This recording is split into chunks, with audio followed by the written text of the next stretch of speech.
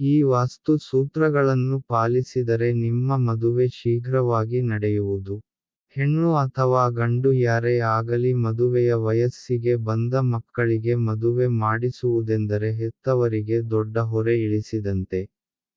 ಆದರೆ ಕೆಲವೊಂದು ಕಾರಣಗಳಿಂದ ಮದುವೆ ಇನ್ನೂ ತಡವಾದರೆ, ಮದುವೆ ಸಂಬಂಧಗಳು ಕೂಡಿ ಬರದಿದ್ದರೆ, ಮಗಳ ಅಥವಾ ಮಗನ ವಯಸ್ಸು ಹೆಚ್ಚಾಗುತ್ತಿದ್ದರೆ ಹೆತ್ತವರಿಗೆ ಆತಂಕ ಶುರು.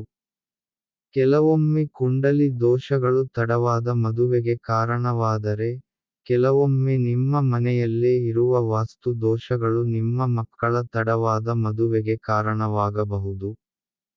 ಮಕ್ಕಳು ಮದುವೆಯ ವಯಸ್ಸಿಗೆ ಬಂದರೆ ಹೆತ್ತವರಿಗೆ ಮದುವೆಯ ಚಿಂತೆ. ಮದುವೆಯ ವಯಸ್ಸಿಗೆ ಬಂದಿರುವ ಮಗಳು ಮನೆಯಲ್ಲಿದ್ದರೆ ಹೆತ್ತವರಿಗೆ ಹೊರಗಿನಿಂದ ನೂರಾರು ಪ್ರಶ್ನೆಗಳು ಹರಿದು ಬರುತ್ತವೆ. ಮದುವೆ ಸಂಬಂಧಗಳು ಬಂದರೂ ಕೆಲವು ಸಮಸ್ಯೆಗಳಿಂದಾಗಿ ವಿವಾಹ ಸಂಬಂಧ ಕೂಡಿ ಬರದೇ ಇರಬಹುದು. ವಿವಾಹವಾಗಲು ವಿವಾಹ ಯೋಗ ಹೇಗೆ ಮುಖ್ಯವಾಗುವುದೋ ಅದರಂತೆ ಮನೆಯ ವಾಸ್ತು ಕೂಡ ಮುಖ್ಯವಾಗುತ್ತದೆ ಎನ್ನುತ್ತಾರೆ ಜ್ಯೋತಿಷಿಗಳು. ಹಾಗಾದರೆ ಶೀಘ್ರ ವಿವಾಹಕ್ಕೆ ಮನೆಯ ವಾಸ್ತು ಸೂತ್ರಗಳು ಯಾವುವು ಎಂದರೆ, ಅವಿವಾಹಿತ ಹುಡುಗಿಯ ಕೋಣೆ. ಅವಿವಾಹಿತ ಹುಡುಗಿಯ ಕೋಣೆ ಯಾವಾಗಲೂ ಮನೆಯ ವಾಯುವ್ಯ ದಿಕ್ಕಿನಲ್ಲಿರಬೇಕು. ಆ ಸ್ಥಳವು ಲಭ್ಯವಿಲ್ಲದಿದ್ದರೆ ಪೂರ್ವ ಮತ್ತು ಪಶ್ಚಿಮ ಭಾಗಗಳನ್ನು ಆಯ್ಕೆ ಒಳ್ಳೆಯದು. ನೈಋತ್ಯ ದಿಕ್ಕನ್ನು ತಪ್ಪಿಸುವುದು ಒಳ್ಳೆಯದು.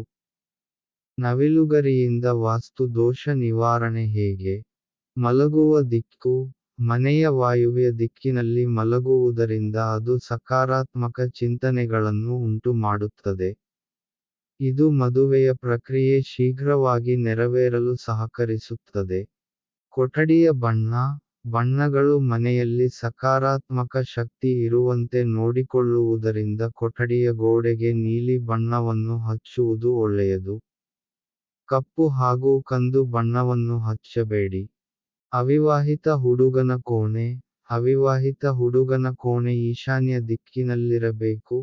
ಅದಿಲ್ಲದಿದ್ದರೆ ತೀವ್ರ ದಕ್ಷಿಣ ಅಥವಾ ತೀವ್ರ ಪಶ್ಚಿಮ ದಿಕ್ಕಿನಲ್ಲಿರಬೇಕು. ಈ ದಿಕ್ಕಿನಲ್ಲಿ ಮಲಗಬೇಡಿ. ಮದುವೆಯಾದ ಹುಡುಗಿಯರು ಆಗ್ನೇಯ ದಿಕ್ಕಿನಲ್ಲಿ ಮಲಗಬಾರದು.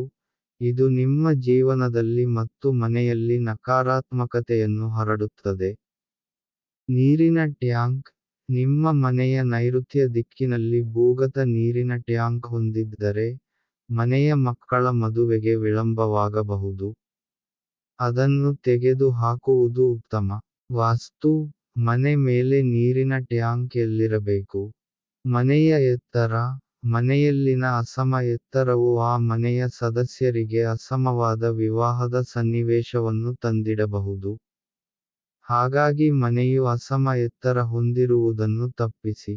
ಕಬ್ಬಿಣದ ವಸ್ತುಗಳು. ಮದುವೆಯಾಗಲು ಬಯಸುವ ಜನರು ಕಬ್ಬಿಣದ ವಸ್ತುಗಳನ್ನು ತಮ್ಮ ಹಾಸಿಗೆಯ ಕೆಳಗೆ ಇಟ್ಟುಕೊಳ್ಳಬಾರದು. ಕಬ್ಬಿಣದ ವಸ್ತುಗಳು ಚೆಲ್ಲಾಪಿಲ್ಲಿಯಾಗಿ ಬಿದ್ದಿದ್ದರೆ ಅವುಗಳನ್ನು ತೆರವುಗೊಳಿಸಬೇಕು. ಇದು ಮನೆಯಲ್ಲಿ ಸಕಾರಾತ್ಮಕ ಕಂಪನಗಳನ್ನು ಉಂಟುಮಾಡುತ್ತದೆ. ಅವಿವಾಹಿತ ಹುಡುಗನ ಗೋಡೆಯ ಬಣ್ಣ. ಹುಡುಗನ ಕೋಣೆಯ ಗೋಡೆಗಳಿಗೆ ತಿಳಿ ಹಳದಿ, ಗುಲಾಬಿ ಅಥವಾ ಬಿಳಿ ಬಣ್ಣವನ್ನು ಹಚ್ಚಿ. ಇದರಿಂದಾಗಿ ದಾಂಪತ್ಯದಲ್ಲಿ ಬರುವ ಎಲ್ಲಾ ಸಮಸ್ಯೆಗಳು ನಿವಾರಣೆಯಾಗುತ್ತದೆ. ಇಳಿಜಾರು ಪ್ರದೇಶ. ಮನೆಯ ನೈಋತ್ಯ ಭಾಗದಲ್ಲಿ ಇಳಿಜಾರು ಪ್ರದೇಶವಿರಬಾರದು. ಇಳಿಜಾರು ಇದ್ದಲ್ಲಿ ಮದುವೆಯಲ್ಲಿ ವಿಳಂಬವಾಗುವುದು. ಹಾಗಾಗಿ ನೈಋತ್ಯ ಭಾಗದಲ್ಲಿ ಇಳಿಜಾರು ಪ್ರದೇಶವನ್ನು ಆದಷ್ಟು ತಪ್ಪಿಸಿ. ನಿವೇಶನ ಎಷ್ಟರ ಮಟ್ಟಿಗೆ ವಾಸ್ತು ಪ್ರಕಾರ ಇದೆ ಎಂದು ತಿಳಿಯುವುದು ಹೇಗೆ? ಮರದ ಗಾಳಿ ಚೈಮ್. ನಿಮ್ಮ ಮಗನ ವಿವಾಹ ಸಾಧ್ಯತೆಗಳನ್ನು ಹೆಚ್ಚಿಸಲು ಇನ್ನೊಂದು ಸೂತ್ರವೆಂದರೆ ಪೂರ್ವ ಭಾಗದ ಕಿಟಕಿಯ ಹೊರಗೆ ಮರದ ಗಾಳಿ ಚೈಮ್, ವಿಂಡ್ ಚೈಮ್, ತೂಗು ಹಾಕಬಹುದು. ಮಲಗುವ ಹಾಸಿಗೆಯ ಎಡಭಾಗದಲ್ಲಿ ಸೂರ್ಯಕಾಂತಿಯನ್ನೂ ಬಲಭಾಗದಲ್ಲಿ ಕನ್ನಡಿಯನ್ನೂ ಇಡುವುದು ಶುಭಕರ. ಇದು ವಿವಾಹದ ಸಾಧ್ಯತೆಗಳನ್ನು ಹೆಚ್ಚಿಸುತ್ತದೆ. ಆದರೆ ಹಾಸಿಗೆಯ ಚಿತ್ರಣವನ್ನು ಪ್ರತಿಬಿಂಬಿಸುವ ಕನ್ನಡಿಯುವ ಹಾಸಿಗೆಯ ಮುಂದೆ ಬರದಂತೆ ನೋಡಿಕೊಳ್ಳಿ. ಶಿವಪಾರ್ವತಿಯ ಚಿತ್ರವನ್ನು ದಿಂಬು ಅಥವಾ ಹಾಸಿಗೆ ಕೆಳಗೆ ಇಟ್ಟರೆ ಮದುವೆ ಶೀಘ್ರವಾಗಿ ನೆರವೇರಲು ಸಹಕಾರಿ. ಮಂಗಲ ದೋಷ. ಕೆಲವರ ಕುಂಡಲಿಯಲ್ಲಿ ಮಂಗಲ ದೋಷ ಇರುವ ಕಾರಣ ಮದುವೆ ಸಂಬಂಧಗಳು ಕೈಗೂಡುವುದಿಲ್ಲ. ಅಂತಹ ಸಂದರ್ಭದಲ್ಲಿ ತಮ್ಮ ಕೋಣೆಯ ಬಾಗಿಲಿಗೆ ಕೆಂಪು ಅಥವಾ ತಿಳಿಗುಲಾಬಿ ಬಣ್ಣವನ್ನು ಹಚ್ಚಬೇಕು. ಇದು ಮಂಗಳ ದೋಷದ ಪರಿಣಾಮವನ್ನು ಕಡಿಮೆ ಮಾಡುತ್ತದೆ. ಸ್ಫಟಿಕದ ಚೆಂಡು. ಹುಡುಗಿಯ ಮನೆಯವರಿಗೆ ಮದುವೆ ಮಾಡುವ ಇಚ್ಛೆಯಿದ್ದು, ಹುಡುಗಿಗೆ ಮದುವೆಯಾಗುವ ಇಷ್ಟವಿಲ್ಲದಿದ್ದರೆ, ಸ್ಫಟಿಕದ ಚೆಂಡನ್ನು ಗಾಜಿನ ತಟ್ಟೆಯಲ್ಲಿಟ್ಟು ಹುಡುಗಿಯ ಕೋಣೆಯ ಈಶಾನ್ಯ ಭಾಗದಲ್ಲಿಡಬೇಕು. ಮದುವೆಯ ನಂತರದ ತೊಂದರೆಗಳು. ನಿಮ್ಮ ಮಗಳಿಗೆ ಈಗಾಗಲೇ ಮದುವೆಯಾಗಿದ್ದರೆ, ನಿಮ್ಮ ಅಳಿಯಂದಿರ ಕಡೆಯಿಂದ ಸಮಸ್ಯೆಗಳನ್ನು ಎದುರಿಸುತ್ತಿದ್ದರೆ, ಅವರು ನಿಮ್ಮೊಂದಿಗೆ ಮಾತನಾಡಲು ಬಂದಾಗ ಮನೆಯ ಹಿಂಬಾಗಿಲು ಕಾಣದ ರೀತಿಯಲ್ಲಿ ಅವರನ್ನು ಕುಳ್ಳಿರಿಸಬೇಕು. ಇದು ಎಲ್ಲಾ ಸಮಸ್ಯೆಗಳನ್ನು ಪರಿಹರಿಸುತ್ತದೆ. ಮಲಗುವ ಕೋಣೆ. ವಿವಾಹಿತ ದಂಪತಿಗಳು ಮಲಗುವ ಕೋಣೆ ದಕ್ಷಿಣ ಅಥವಾ ವಾಯುವ್ಯ ದಿಕ್ಕಿನಲ್ಲಿರಬೇಕು. ಮಲಗುವಾಗ ತಲೆಯನ್ನು ದಕ್ಷಿಣ ಭಾಗದ ಕಡೆ ಇಟ್ಟು ಮಲಗಬೇಕು. ಮಂಚದ ಆಕಾರ. ದಂಪತಿಗಳು ಮಲಗುವ ಮಂಚದ ಆಕಾರ ಯಾವಾಗಲೂ ಸಮ ಆಕಾರದಲ್ಲಿರಬೇಕು. ಅಸಮ ಗಾತ್ರದ ಮಂಚವನ್ನು ತಪ್ಪಿಸಿ, ಕಬ್ಬಿಣದ ಮಂಚವನ್ನು ಬಳಸಬೇಡಿ. ಮನೆಯ ಸ್ವಚ್ಛತೆ. ಮದುವೆಯಾದ ನವ ದಂಪತಿಗಳು ಮದುವೆಯ ನಂತರ ಮನೆಯಲ್ಲಿ ಅಸ್ತವ್ಯಸ್ತವಾಗಿರುವಂತಹ ವಸ್ತುಗಳನ್ನು ಸರಿಯಾಗಿ ಜೋಡಿಸಿ, ಎಲ್ಲಾ ಗೊಂದಲಗಳನ್ನು ನಿವಾರಿಸಿ. ಇದರಿಂದ ಮನೆಯಲ್ಲಿ ಸಕಾರಾತ್ಮಕ ಶಕ್ತಿ ಹೆಚ್ಚುತ್ತದೆ. ಲಿವಿಂಗ್ ರೂಮ್ ವಾಸ್ತು ಹೀಗಿದ್ದರೆ ಚೆನ್ನ. ಹಾಸಿಗೆಯಲ್ಲಿ ಮಲಗುವ ಜಾಗ. ಗಂಡ ಹೆಂಡತಿ ಮಲಗುವಾಗ ಕ್ರಮವಾಗಿ ಬಲ ಹಾಗೂ ಎಡಭಾಗದಲ್ಲಿ ಮಲಗಬೇಕು.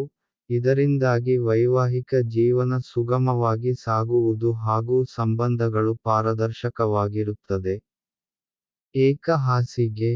ನೀವು ಮಂಚದ ಮೇಲೆ ಹಾಸುವಂತಹ ಹಾಸಿಗೆ ಒಂದೇ ಆಗಿರಲಿ. ಎರಡು ಹಾಸಿಗೆಗಳನ್ನು ಬಳಸುವುದರಿಂದ ದಂಪತಿಗಳ ನಡುವೆ ಸಂಬಂಧದಲ್ಲಿ ಅಪಶುದ್ಧಿ ಕಂಡು ಬರಬಹುದು ಹಾಗೂ ಆಗಾಗ್ಗೆ ಜಗಳವಾಗುತ್ತದೆ. Electronic gadget.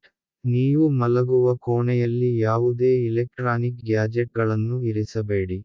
ಇದು ಇಲೆಕ್ಟ್ರೋಮ್ಯಾಗ್ನೆಟಿಕ್ ಕಿರಣಗಳನ್ನು ರವಾನಿಸುವುದರಿಂದ ದಂಪತಿಗಳಲ್ಲಿ ಜಗಳಕ್ಕೆ ಕಾರಣವಾಗಬಹುದು ಹಾಗೂ ಮಲಗುವಾಗ ಇಲೆಕ್ಟ್ರಾನಿಕ್ ಗ್ಯಾಜೆಟ್ ಇಟ್ಟುಕೊಂಡರೆ ನಿದ್ದೆಗೂ ತೊಂದರೆಯಾಗಬಹುದು. ಕನ್ನಡಿ.